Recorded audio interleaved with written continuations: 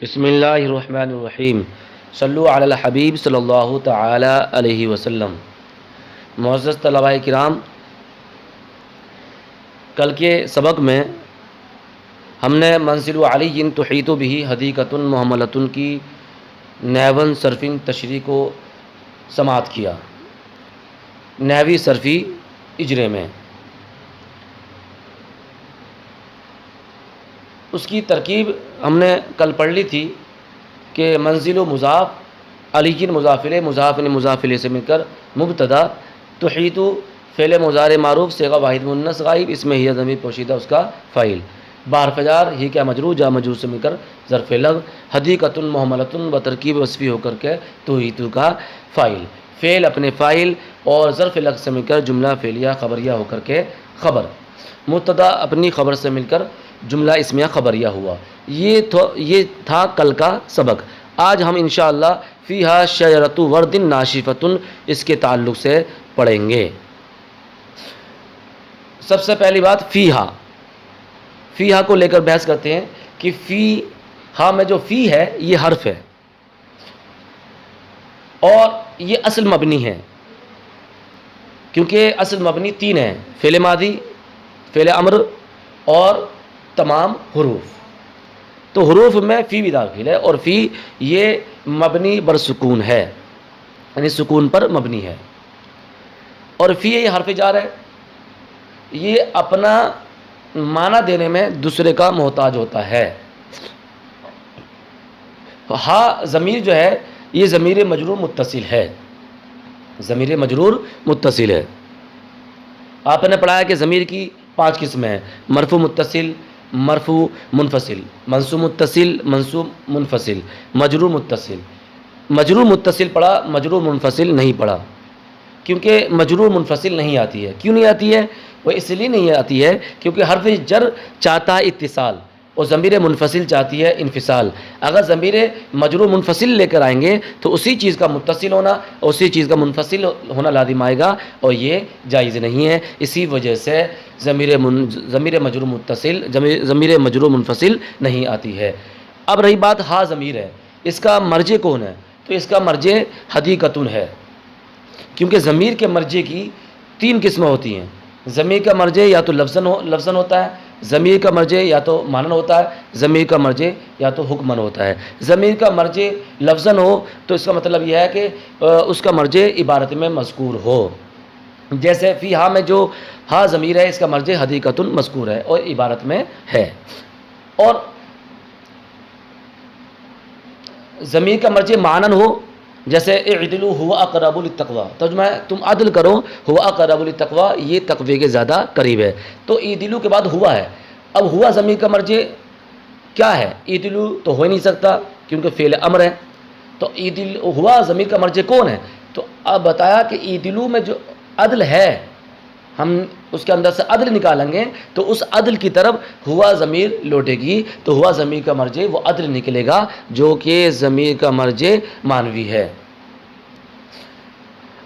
تیسرا، یعنی ضمیر کا مرجع یا تو حکمن ہوگا، حکمن کا مطلب یہ ہے کہ نہ عبارت میں مذکور ہو اور نہ معنی میں مذکور ہو، تو اسی کو بولتے ہیں ضمیر شان اور ضمیر قصہ۔ یعنی اگر ضمیر مذکر کی ہے تو ضمیر شان بولتے ہیں، اور اگر مؤنث کی ہے تو ضمیر قصہ بولتے ہیں۔ هو اللہ احد، قل هو اللہ احد، تو ہوا ضمیر کا مرجع نہ عبارت میں مذکور ہے اور نہ معنی کے اعتبار سے مذکور ہے، تو اس ضمیر کو ضمیر شان بولیں گے۔ اور مؤنث کی ہو تو ضمیر قصہ، جیسے کہا انہا فاطمۃ قائمۃ، بے شک فاطمہ کھڑی ہے، تو انہا میں جو ہا ضمیر ہے یہ ضمیر قصہ ہوگی، کیونکہ انہا جو ہا ضمیر ہے اس کا مرجع نہ لفظوں میں مذکور ہے نہ معنی کے اعتبار سے مذکور ہے۔ ایک اعتراض اور کر سکتے ہیں، وہ یہ کہ صاحب قاعدہ ہے کہ ضمیر سے پہلے یا ساکن ہو یا ضمیر سے پہلے کسرہ ہو تو ضمیر پر بھی کسرہ آتا ہے، لیکن یہاں پر ضمیر سے پہلے یا ساکن ہے لیکن اس پر فتح آیا، تو ایسا کیوں؟ تو اس کا جواب دیا کہ ہا ضمیر جو ہے یہ مؤنث کی ہے، اگر ہم اسے کسرہ دے دیتے تو ایک مؤنث کی ضمیر کا مذکر ہونا لازم آتا، اسی وجہ سے اس کو فتح دیا۔ اور دوسرا جواب یہ کہ ہا ضمیر کے بعد جو ہے الف ہے، اور الف اپنے ما قبل فتح جاتا ہے۔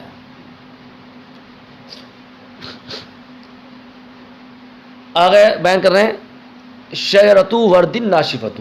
شجرۃ اس کا معنی تھا پودا، درخت. الشجر جمع اشجار،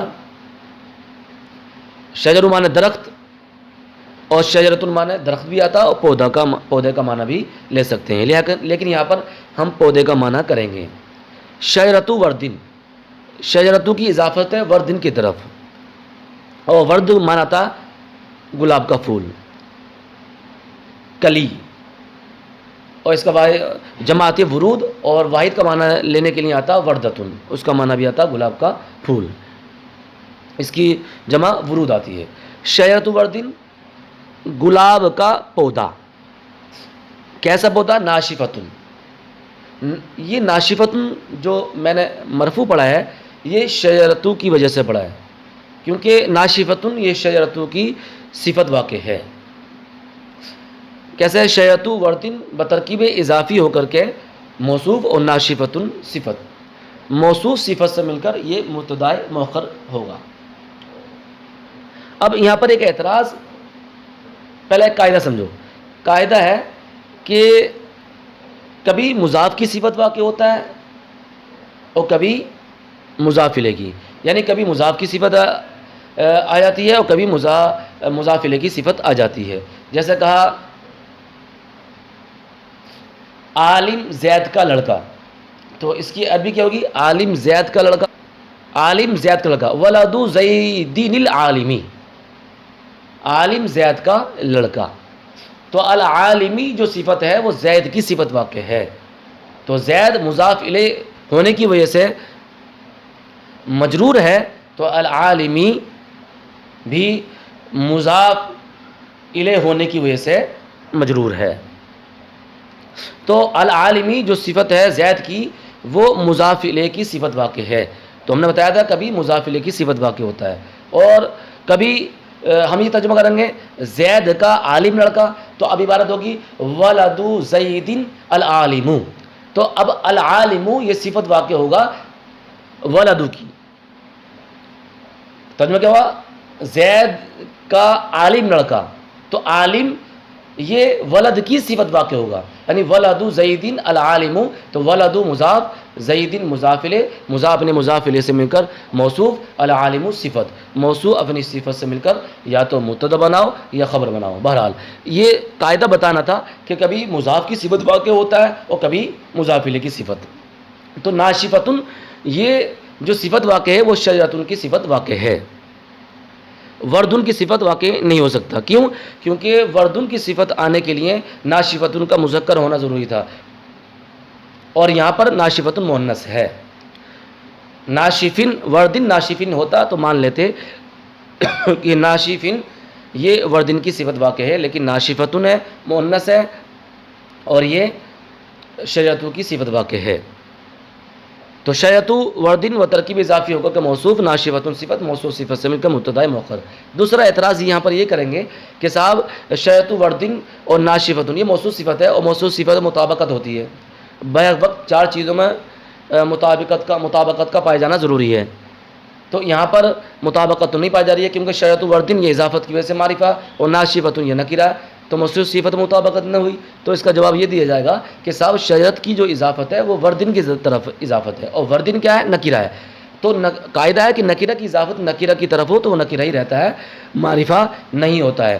تو اب جو کہا تھا کہ موصوف صفت مطابقت کا ہونا ضروری ہے، تو یہاں پر مطابقت پائی جا رہی ہے کہ شجرۃ وردن یہ بھی نکرہ اور ناشفتن یہ بھی نکرہ. شجرۃ وردن یہ مرفوع ہے تو ناشفتن بھی مرفوع ہے. شجرۃ وردن یہ مؤنث ہے تو ناشفتن بھی مؤنث ہے. شجرۃ وردن یہ واحد ہے تو ناشفتن بھی واحد ہے. تو چار چیزوں میں بیک وقت مطابقت پائی گئی،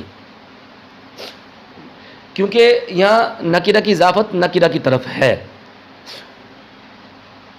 نکرہ کی اضافت معرفہ کی طرف ہو تو اس وقت نکرہ معرفہ ہوتا ہے. تو ورد یہاں پر نہ علم ہے، نہ ضمیر ہے، نہ اسم اشارہ ہے، نہ اسم موصول ہے، نہ معرب باللام ہے. تو ان میں سے کوئی بھی معرفہ کی اسموں سے کوئی بھی نہیں ہے وردن. تو یہاں پر یہ نکرہ ہوا، اور نکرہ کی اضافت نکرہ کی طرف کر دینے سے وہ نکرہ ہی رہتا ہے، معرفہ نہیں ہوتا ہے. ہاں وہ الگ بات ہے کہ تھوڑا تخصیص کا معنی لے لیا جاتا ہے، وہ بات الگ ہے، لیکن یہاں پر موصوف صفت میں مطابقت بھی ہو گئی اور یہ مبتدائے مؤخر بنے گا، یعنی شیرۃ وردن مترکب اضافی ہو کر موصوف ناشفۃ صفت موصوف صفت سے مل کر مبتدائے مؤخر، اور فیہا میں فی حرف جار ہا مجرور جا مجرور سے مل کر ظرف مستقر ہوا، ثابتۃ اس فاعل کا، ثابتۃ اس فاعل اس میں ہی ضمیر پوشیدہ اس کا فاعل، ثابتۃ اس فاعل امر فاعل اور ظرف مستقر سے مل کر شبہ جملہ اسمیہ ہو کر کے خبر مقدم، مبتدائے مؤخر اپنے خبر مقدم سے مل کر جملہ اسمیہ خبریہ ہوا۔ قاعدہ ہے کہ جب مبتدا نکرہ ہو اور خبر جار مجرور ہو تو ایسی صورت میں مبتدا کو مؤخر کرنا واجب ہے، کیونکہ نکرہ مبتدا واقع نہیں ہوتا ہے، مبتدا جو ہوتا ہے وہ معرفہ ہی واقع ہوتا ہے، نکرہ واقع نہیں ہوتا ہے۔ اب ہم اس کو پہلے جملے سے بھی ملا سکتے ہیں، یعنی ہم نے کل کے سبق میں محملتن کو صفت بنایا تھا اور حدیقتن کو موصوف بنایا تھا، اور موصوف صفت سے مل کر توحیدو کا فاعل بنایا تھا۔ اب یہاں پر دوسری ترکیب بھی کر سکتے ہیں کہ حدیقتن موصوف اور محملتن صفت اول اور فیہا شیعۃ ورد ناشفتن، پورا جملہ کیا ہے، جملہ اسمیہ خبریہ ہو کر کے وہ بھی صفت بن جائے گا اور صفت ثانی بن جائے گا، کس کی؟ حدیقتن کی۔ تو حدیقتن موصوف اپنی دونوں صفت سے مل کر یہ فاعل بن جائے گا توحیدو کا، توحیدو فعل اپنے فاعل اور ظرف لگ اور فاعل سے مل کر جملہ فعلیہ خبریہ ہو کر کے پھر خبر بن جائے گا کس کی؟ منزل علی جن مبتدا کی، منزل علی جن مبتدا اپنی خبر سے مل کر جملہ اسمیہ خبریہ ہوا۔ یہاں پر ایک اعتراض کر سکتے ہو وہ یہ کہ صاحب فیہا شیعۃ ورد ناشفتن یہ جملہ ہے، تو جملہ کیسے حدیقتن کی صفت واقع ہو سکتا ہے؟ تو اس کا جواب یہ دیا جائے گا کہ صاحب جملہ یہ نکرہ کے حکم میں ہوتا ہے، تو حدیقتن بھی نکرہ ہے اور فیہا شیعۃ ورد ناشفتن یہ بھی نکرہ ہے، تو موصوف صفت میں یہاں پر مطابقت ہو گئی۔ اور یہاں پر ایک اشارہ یہ بھی مل گیا کہ نکرہ کی صفت مفرد بھی آتی ہے اور جملہ بھی آتی ہے، تو ہم محملتن یہ مفرد ہے اور فیہا شیعۃ ورد ناشفتن یہ جملہ ہے اور یہ صفت واقع ہے۔ تو اس سے کیا قاعدہ ملا کہ نکرہ موصوف کی صفت مفرد بھی آتی ہے اور جملہ بھی آ جاتی ہے، اور اس عبارت میں صفت جملہ بھی ہے اور مفرد بھی ہے۔ اب پوری عبارت کا ترجمہ ہوگا، منزل علی جن علی کا گھر توحیدو بھی حدیقتن محملتن کہ جس کو اجڑا ہوا باغ گھیرے ہوئے ہے، اجڑا ہوا چمن گھیرے ہوئے ہے، فیہا شجرۃ ورد ناشفتن جس میں گلاب کا خشک پودا ہے۔ ہم ایک بات کو انشاءاللہ بار بار کہیں گے کیونکہ یہ اجرا قواعد ہے، اور جب تک ہم اس قاعدے کو بار بار نہیں دہرائیں گے تو وہ قاعدہ ذہن نشین نہیں ہوگا۔ ہمارا اجرے کرنے کا مقصد یہ ہونا چاہیے کہ ہم اس کو کتنی بار بھی استعمال کریں، ہمیں ضروری ہے کہ اس میں گہرائی پیدا کریں، اور انشاءاللہ اس کو ترتیب بار سنتے رہیے، آگے چل کے ہم اجرے میں پے در پے ہم گہرائی پیدا کرنا شروع کر دیں گے انشاءاللہ۔ واللہ اعلم بالصواب۔ اگر آپ کو کوئی کمی محسوس ہو، کوئی سوال کریں یا کوئی بات معلوم کرنی ہو تو ہمارے واٹس ایپ نمبر پر آپ SMS کر سکتے ہیں اور کوئی بھی بات معلوم کر سکتے ہیں۔ واللہ اعلم بالصواب۔